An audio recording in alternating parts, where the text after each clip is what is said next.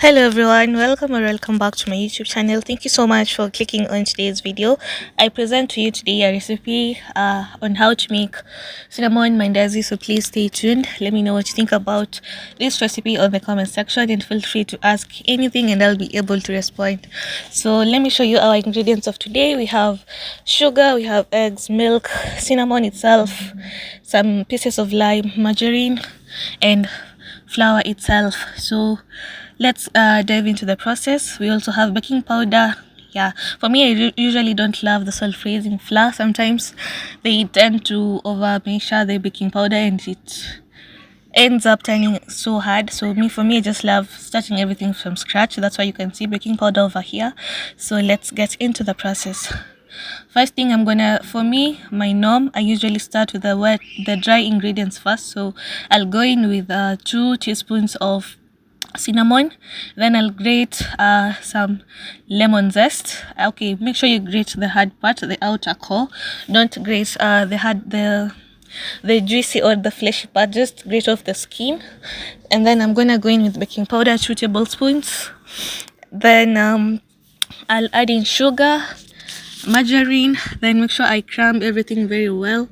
I'll make sure you do a thorough job before you add the wet ingredients. The wet ingredients include milk and eggs, and also remember that use warm milk. So you're gonna warm your milk as you'll be adding it, and in case maybe your milk is not enough, you can just substitute with just a little bit of water.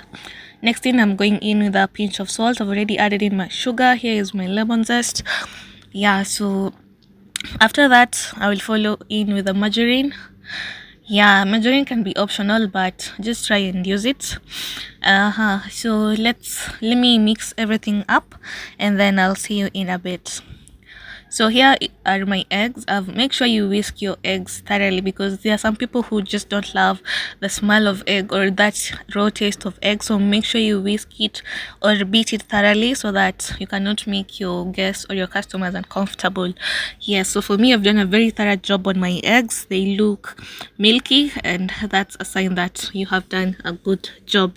So here's my milk. Let me warm it, add it in, and then I'll see you in a bit. Let me knead off camera because it's gonna be chaotic.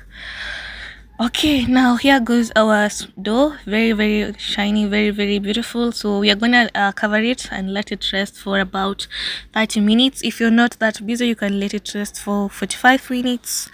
Yeah, so let's fry. So make sure for mandazi, just make sure you watch out when they start turning a bit pale brown. They're ready to go. Do not wait for them until they are so dark. Yeah, so for me, mine, I think they are ready to be removed from fire. So I'm just gonna take them off and let me show you the final results.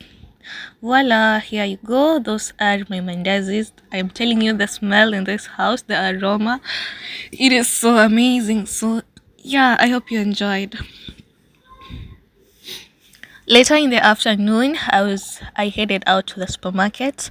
I'm going to be scouting for some nice baby stuff. I'm going to be visiting a very, very cute baby, and funny enough, that baby is my grandchild. Yeah, I know it sounds a bit crazy, but in Africa, that's just how our nini work. Like, just that's just how it works. You can find a 3-year-old calling you grandma, or you calling him or her grandma or auntie.